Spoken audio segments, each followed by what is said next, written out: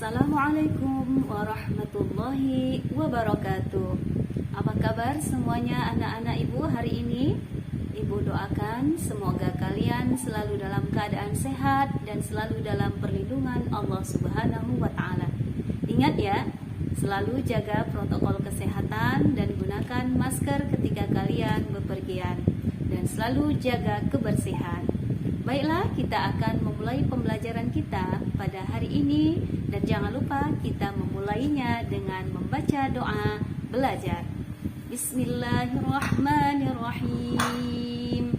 Rabbi zidni ilma warzuqni fahma wa amalan mutaqabbala.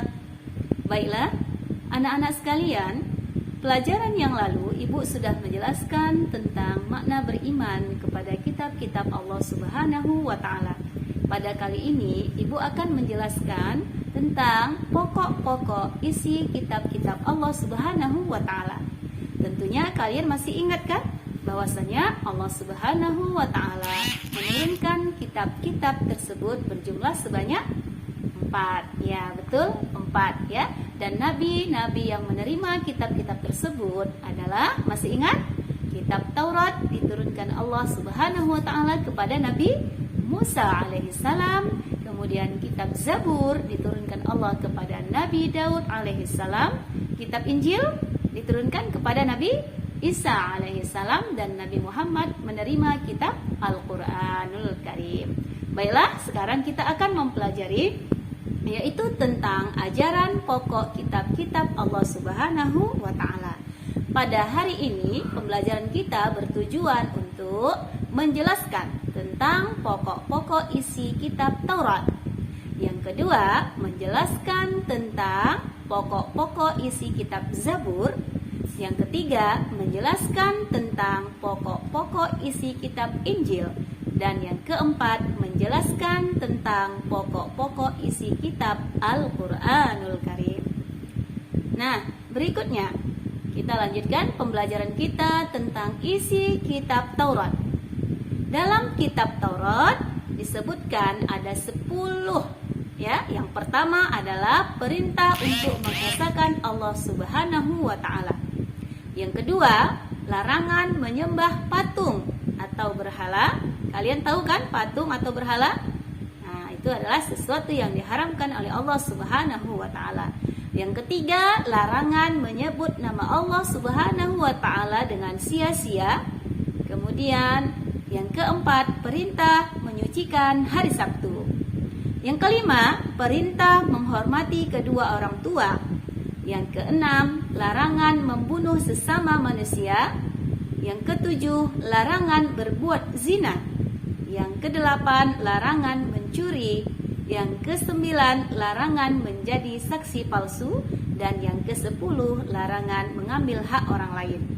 Nah, dalil yang menguatkan kita bahwasanya Allah Subhanahu wa Ta'ala menurunkan kitab Taurat sebelum Al-Quran dapat kita perhatikan di dalam Quran surah Al-Mu'minun, yaitu ayat ke-49 yang berbunyi Bismillahirrahmanirrahim.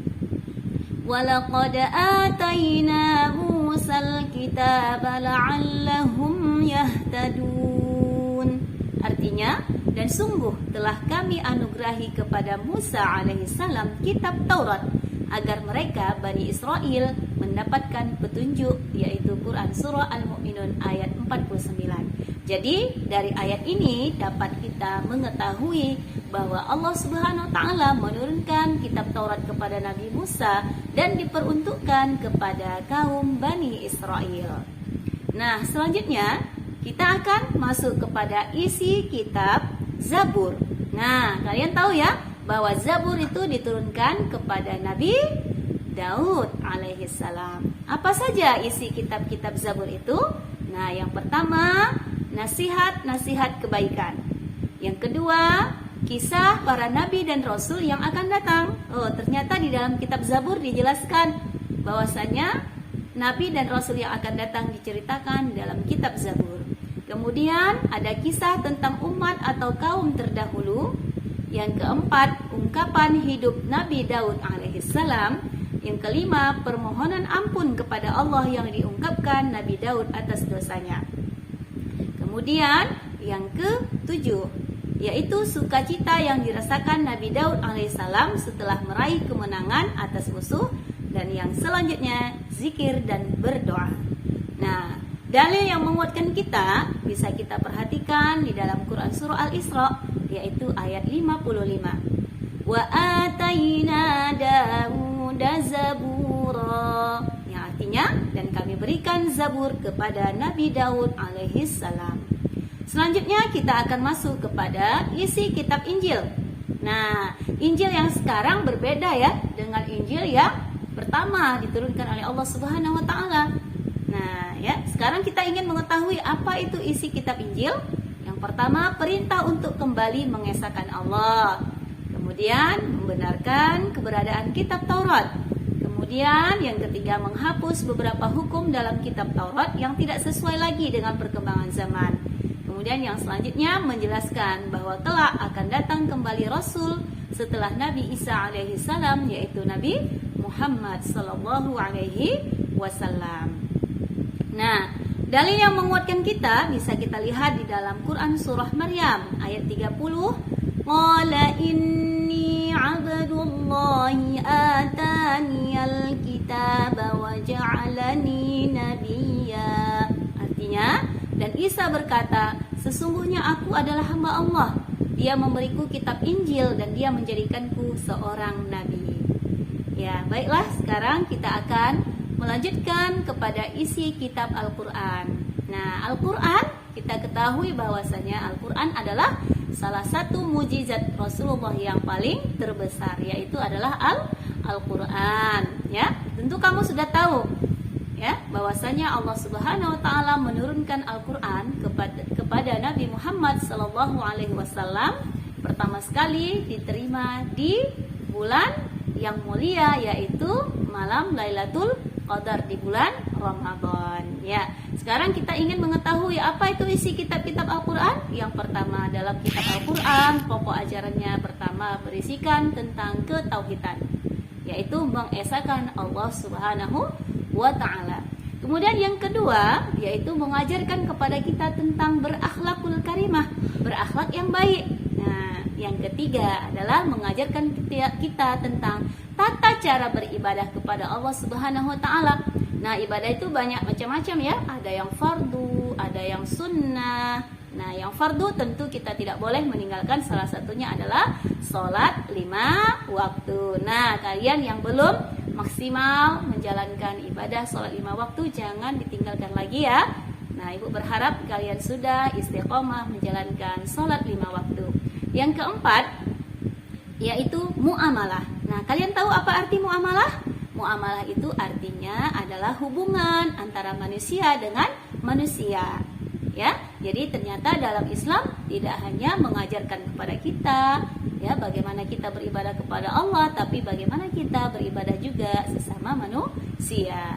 Kemudian yang kelima adalah isi pokok kandungan dari Al-Quran adalah tentang tarikh atau sejarah. Nah, kenapa? Karena dari sejarah kita bisa belajar ya, belajar bagaimana menjadi orang yang sukses, belajar bagaimana kita bisa melihat orang yang terdahulu yang dilaknat oleh Allah, maka ini menjadi gambaran bagi kita supaya kita tidak lagi melakukannya. Banyak sekali ya. Kalian tahu nggak ada kisah-kisah dalam Al-Quran? Ada kisah tentang Nabi Yunus misalnya dimakan perut ikan, ada kisah tentang Nabi Ibrahim ya. Nah, semua itu kita mengetahuinya dari Al-Quran. Kenapa? Karena dalam Al-Quran ternyata banyak sekali menceritakan tentang tarikh atau sejarah. Jadi ternyata mempelajari sejarah sangat menarik ya. Jadi mudah-mudahan Ibu berharap kalian suka membaca ya, terutama adalah membaca Al-Quran.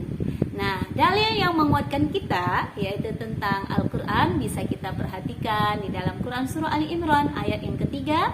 Nazzala 'alaikal kitaba bil haqqi musaddiqan lima baina yadayhi wa anzala at-taurata wal injil. Artinya, Allah menurunkan Al-Quran kepada Muhammad yang mengandung kebenaran, membenarkan kitab-kitab sebelumnya dan menurunkan Taurat dan Injil. Nah, jadi ternyata Al-Quran adalah kitab yang menyempurnakan kitab-kitab sebelumnya. Nah, Ibu berharap penjelasan Ibu yang sudah panjang lebar tadi dapat menambah wawasan kalian, dan sebaiknya setelah kita mempelajari ini adalah kita dapat menerapkan, mengaplikasikan, beriman kepada kitab Al-Quran dalam kehidupan kita sehari-hari, yaitu dengan memperbanyak membaca Al-Quran, mengikuti kajian-kajian keislaman di tempat kalian tinggal, dan semoga Allah memberikan keberkahan kepada kita, keluarga, masyarakat, dan bangsa kita, insya Allah. Amin ya rabbal alamin. Baiklah, mari kita tutup pembelajaran kita pada hari ini dengan mengucapkan lafaz Alhamdulillah, Alhamdulillahirabbil alamin. Assalamualaikum warahmatullahi wabarakatuh.